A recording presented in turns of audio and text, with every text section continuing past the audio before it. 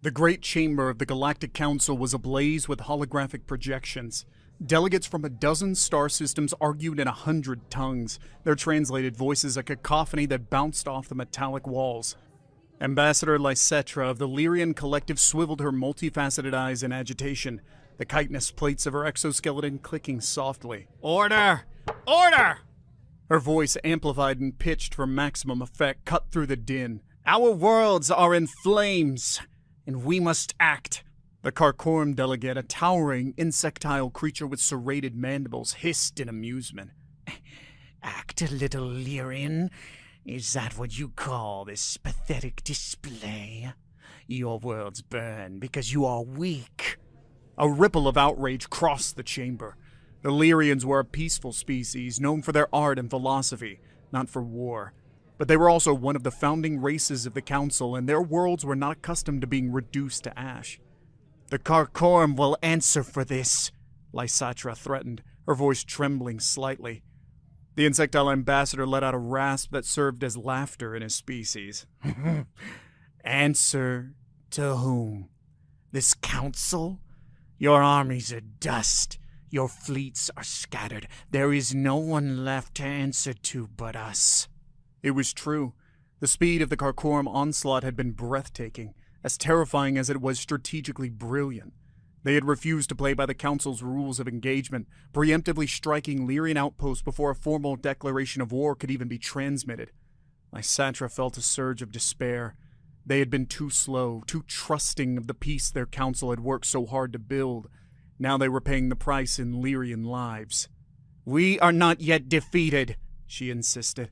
"The Orions fight with the strength of 10. The Valorians still hold their home system."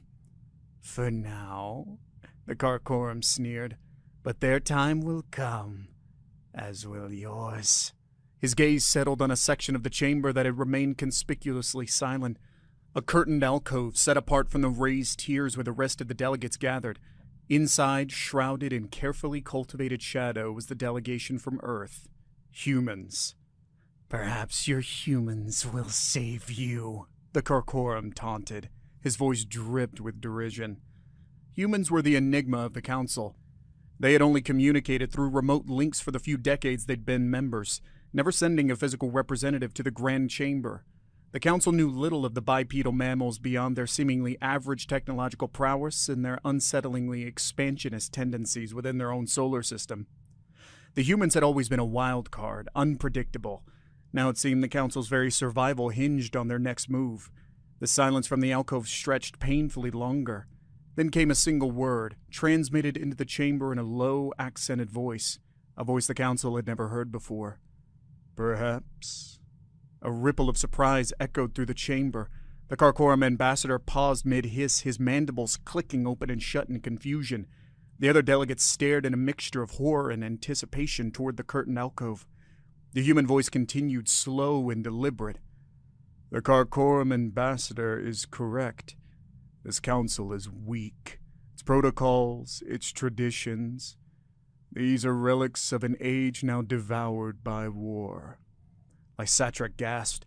Never had a delegation, much less the enigmatic humans, spoken so disrespectfully in this hallowed hall. But there was a strange ring of truth to it. Had inaction doomed them all? "The Karkorum have played by their own rules," the humans said. "Rules written with the blood of your worlds. To answer them, to defeat them, we must cast aside the old ways.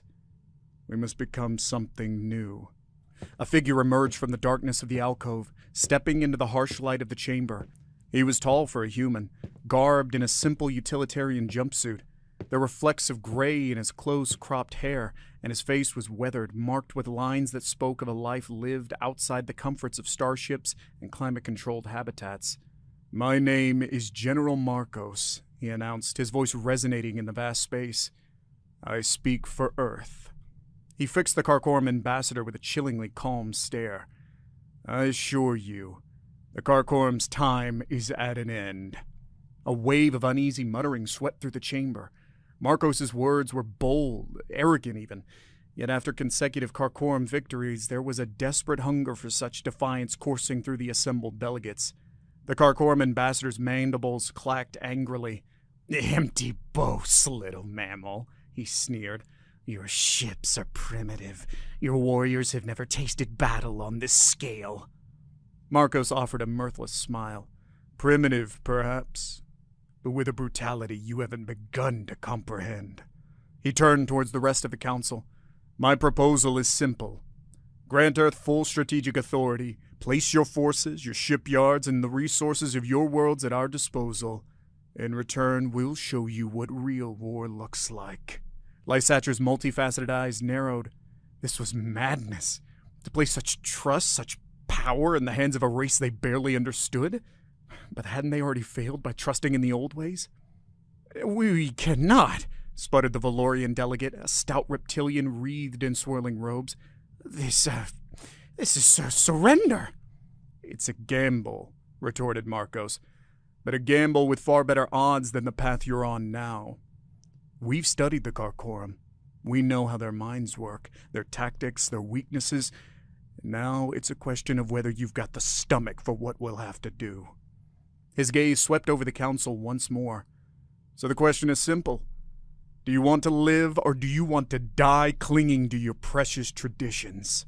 Silence settled across the chamber, a heavy blanket stifling the anxious murmurs. Lysatra felt a knot twist in her gut. To side with the humans was to abandon all she knew, to rewrite the very rules of this galactic society, and yet to reject them was to seal the doom of her world and countless others. The Valorian delegate hissed in indecision, his beady eyes darting between Marcos and the Karkorum ambassador. Even the Karkorum seemed momentarily taken aback by the human's audacity.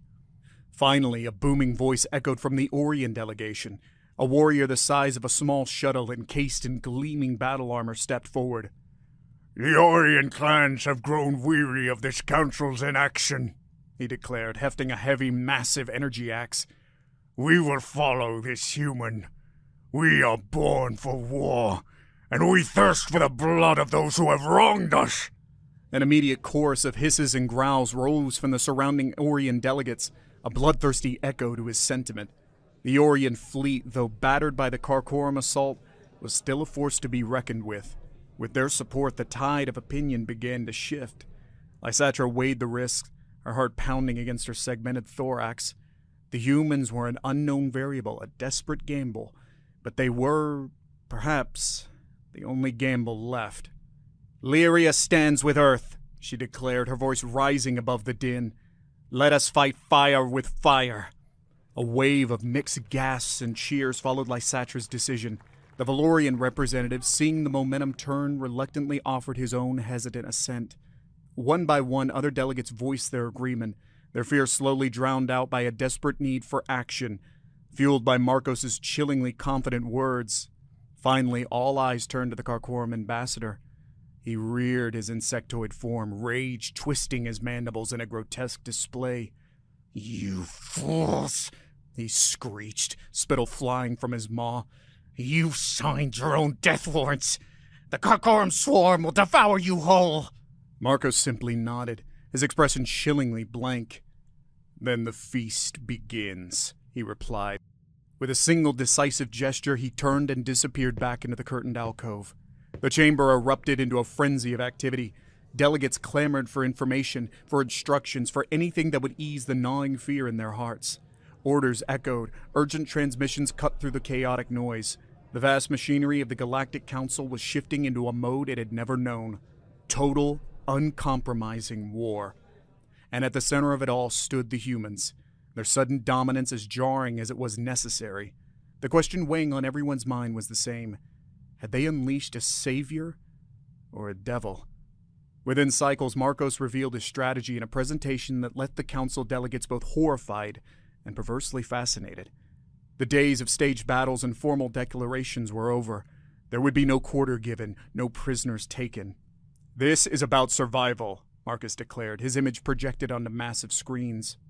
"The Karkorum do not negotiate. They do not take pity. They simply eradicate.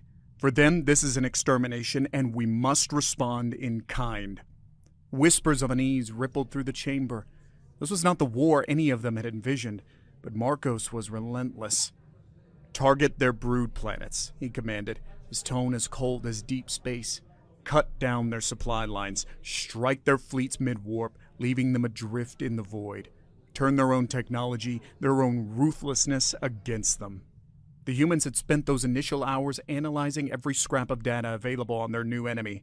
They'd pinpointed key logistical hubs, dissected Karkorum communication networks, and identified the biological vulnerabilities concealed within their armored carapaces. Lysatra's mind raced. This was genocide, the very thing they'd struggled to prevent, and yet the Karkorum had forced their hand.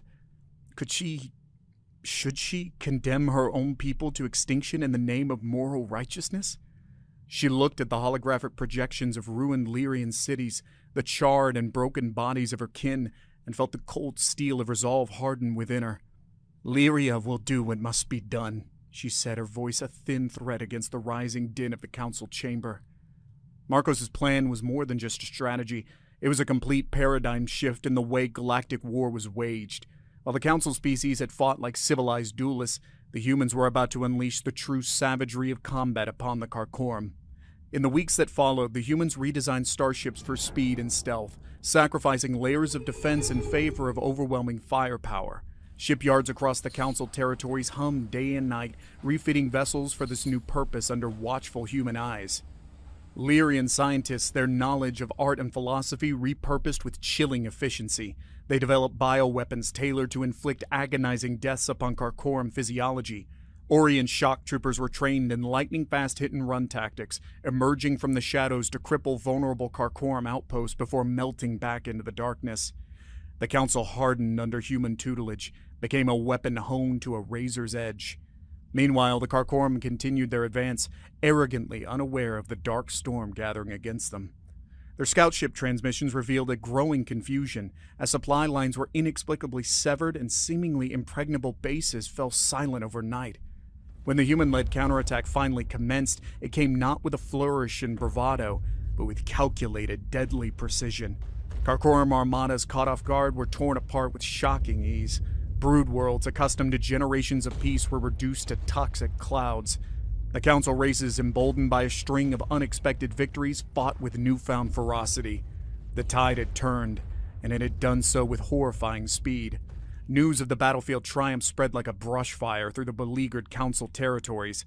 The initial dread began to melt, replaced by a flicker of desperate hope.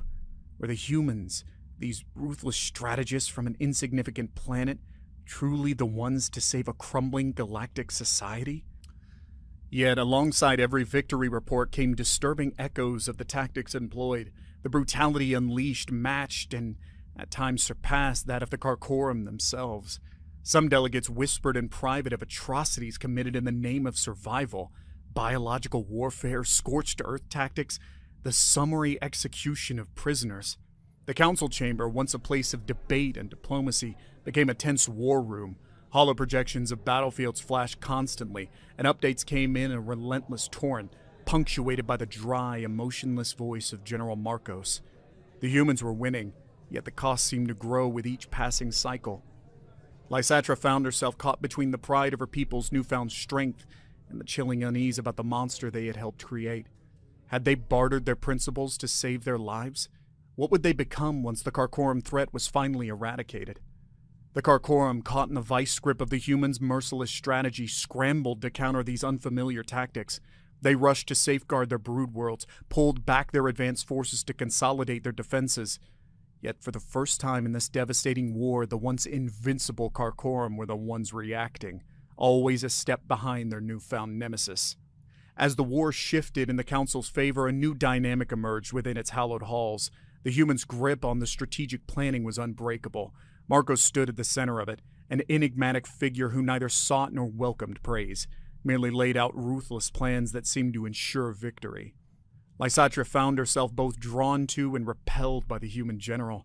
There was a single-minded intensity to him, a chilling clarity of purpose. He made decisions that would have brought ruin to the careers of any other council leader, yet results seemed to vindicate his brutality at every turn. While the delegates argued and debated, though now with far less vigor than before, Marcos simply acted. It was as if he recognized that survival in this new era depended less on consensus and more on bold, even monstrous actions taken without hesitation.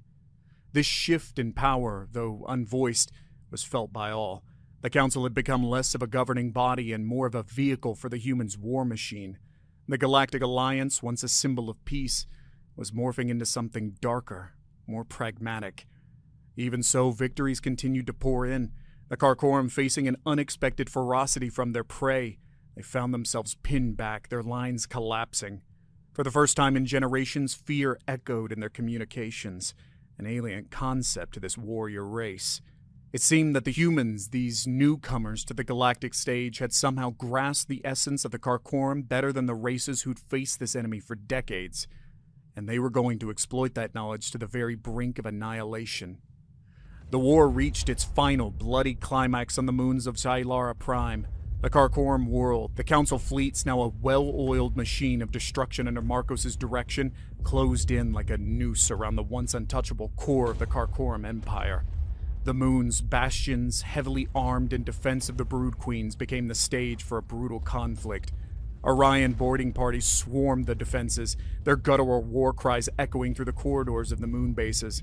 Lyrian scientists, their knowledge of biology twisted into gruesome purpose, unleashed tailored pathogens that sent ripples of agonizing death through the Karkorum ranks. From the bridge of his command ship, Marcos watched the battle unfold, his face a mask of cold determination. The Council had paid dearly for this moment. Entire worlds lay in ruin, fleets were vaporized. Now, it was time for the reckoning. "Transmit this signal," he ordered his communication officer. A series of encrypted codes lanced out from the Council fleet, slicing through space. Hidden deep in the debris field surrounding Xylara Prime, a network of salvaged Karkorum probes reprogrammed by human engineers responded. Targeting systems throughout the Karkorum defense network locked onto their most vital assets, the Brood Queens, hidden beneath the surface of the moons. Marco spoke a single word: fire. Beams of concentrated energy tore through space, striking the moons. The ancient rock fractured, collapsing inward. Deep within the birthing chambers, precious Karkorum queens, the very heart of their species' survival, were incinerated in blinding flashes of light. It wasn't merely a victory. It was annihilation, and with it, the war was over. In the aftermath, a tense silence settled over the Council chamber.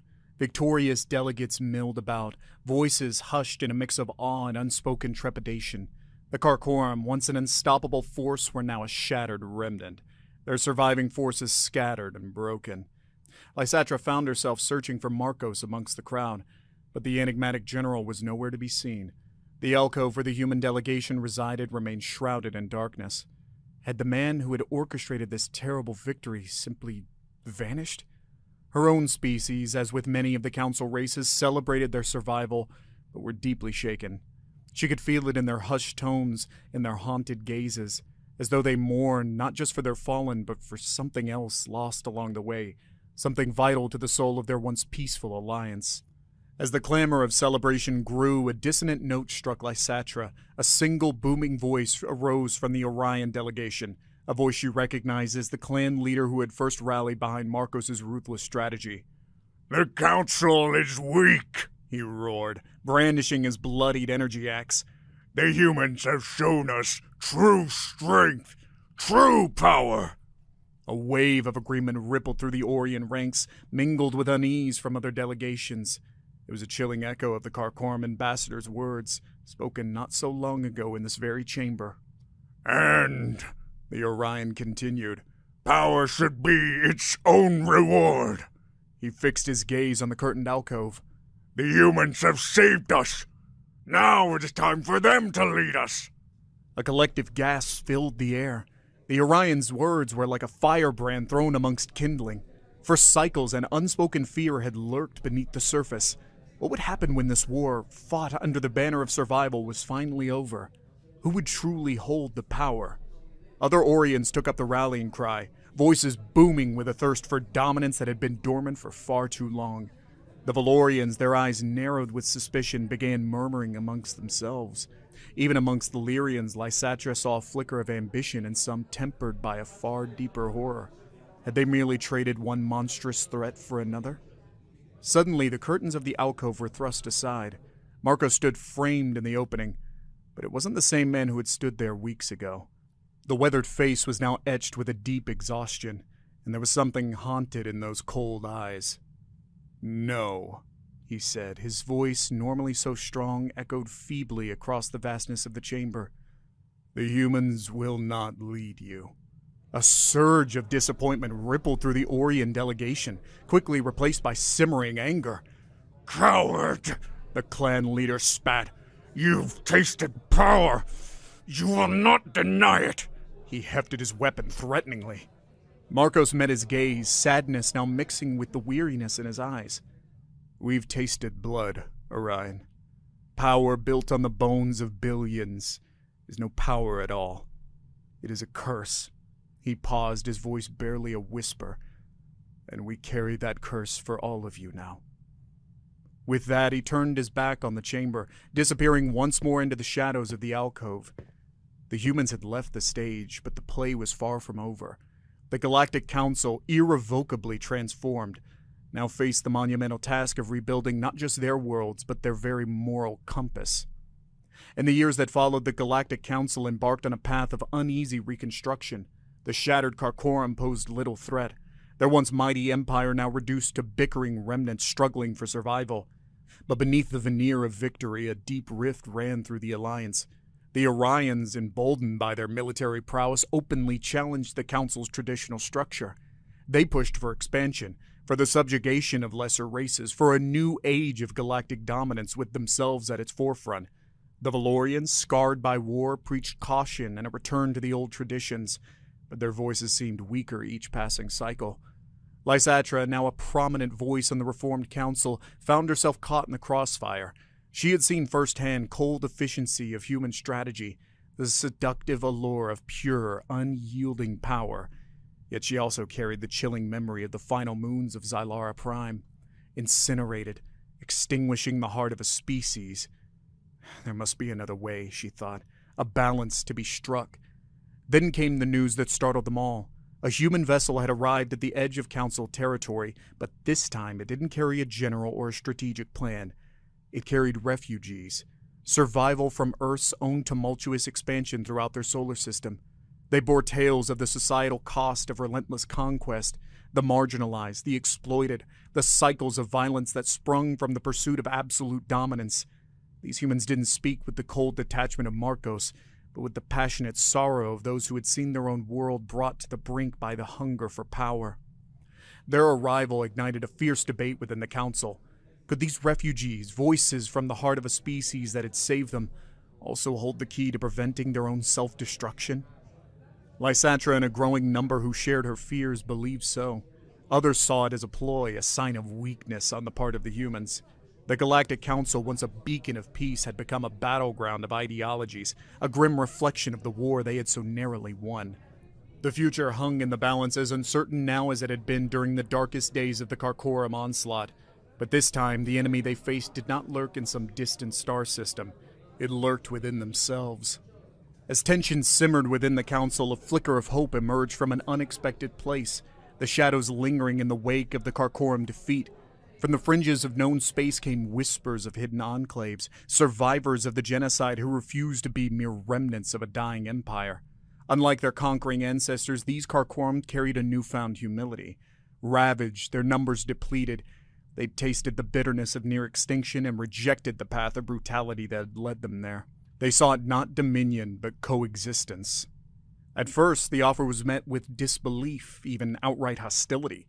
The Orions bayed for their blood, a final act of vengeance to complete the war General Marcos had ended. Others, like the Valorians, urged caution, their trust in any species shattered by the devastating conflict. Lysatra saw an opportunity, a bleak echo of their own journey from blind pacifism to the blood-soaked tactics of the humans. "Change can be forged in the fires of defeat," she implored the Council. "We became what we had to be to survive. Perhaps they can do the same." Against all odds, a delegation was sent, Lyrian, Valorian, and surprisingly human, drawn from the refugees who ignited such a debate. What they found amidst the ruins of shattered worlds was not an army in hiding, but a shattered people struggling to reimagine their identity. The negotiations were fraught, haunted by the ghosts of a war still raw in the collective memory. Yet there was a shift, a recognition in the eyes of the few surviving Karakoram elders. It mirrored the turmoil the rest of the council now grappled with, the choice between vengeance and a future built on uncertain grounds. The turning point came not through grand speeches or impassioned pleas, but through the quiet resolve of a young Karakoram female, one who had lost her broodmother to the moons of Shailara Prime. "I will not raise my offspring to hate," she declared, her voice trembling but clear. "The cycle must end." The Karakoram delegation offered a historic concession. They would dismantle their remaining war fleets, open their territories to strict council oversight, and dedicate the resources to rebuilding devastated worlds. It was a gesture built on desperation and faith, a gamble that the council, having tasted the darkness within itself, wouldn't merely take revenge in another form. The council chamber was in turmoil. To the Orions, it was an act of weakness, a betrayal of those who had died at Karakoram hands. Others saw it as foolhardy, believing the Karakoram were merely feigning repentance, waiting to strike again from a position of feigned vulnerability. It was a human from the refugee delegation that broke the deadlock. An elderly woman, her face etched with a lifetime of loss, stepped forward. "We know what unchecked hunger for power does," she said, her voice hoarse. "To ourselves and to others, we have paid the price for it." She looked around the chamber, her gaze settling on the Orions with their defiant postures, and then on the hesitant Valorians. "Are you going to become the monsters you fought?" she asked. "Or are you going to build something better?" The silence that fell was deafening. Finally, Lysatra rose, joining the human woman. "We are all scarred by war," she said, her multifaceted eyes reflecting the weary faces around her. "But scars can fade. We must choose whether to let them harden our hearts or to let them remind us of the path we must not walk again." One by one, other delegates joined them, their voices forming a tentative chorus of agreement. The Orions, outnumbered and grudgingly outmaneuvered, were forced to concede, and so the Galactic Council, forged in peace and tempered in the fires of war, took its first uncertain steps towards a future where reconciliation might outshine revenge as the ultimate act of strength. It was a victory far more tenuous and far more precious than any Marcos could have orchestrated on the battlefield. The years turned into decades, and the reformed Galactic Council became a testament to the enduring power of fragile alliances. The humans, true to their words spoken in the wake of war, faded from the galactic stage. Their ships rarely ventured beyond their solar system. Their focus turned towards healing their own internal divides. Earth became a place of pilgrimage for those seeking to understand the delicate balance between strength and self-restraint. The Karakoram, under watchful eyes, slowly rebuilt, their new generations raised on stories of devastation rather than conquest. They chose a different path. They became renowned for their skills in bioengineering, their knowledge of destruction repurposed to heal ravaged worlds and mend the scars of war. The Orions grudgingly accepted the new order. They retained their warrior spirit but channeled it into the protection of the Council's borders, their strength serving as the shield rather than a spear. Lysatra, now an elder stateswoman, devoted her life to ensuring the Galactic Council never strayed far from the lessons learned in the War of Annihilation. The specter of Marcos and his ruthless strategies was never forgotten. Hollow recordings of his declarations remained locked in the deepest archives of the Council, a perpetual cautionary tale. There would always be those who whispered of the necessity of his tactics, who saw unchecked power as the surest path to security. But there were more who spoke of the survivors from Earth, of the quiet resolve of the reformed Karakoram, and of Lysatra, whose multifaceted eyes had seen both the abyss of war and the tenuous hope of something better. And so the Council endured, a patchwork of fractured alliances constantly tested and mended. For in a vast galaxy filled with the echoes of conflict, true peace was an unachievable ideal. The best they could hope for was the courage to navigate between war and ruin, to forever strive for the day when the words, "When humans joined the war, it was over in ours," became the dark chapter of history, and nothing more.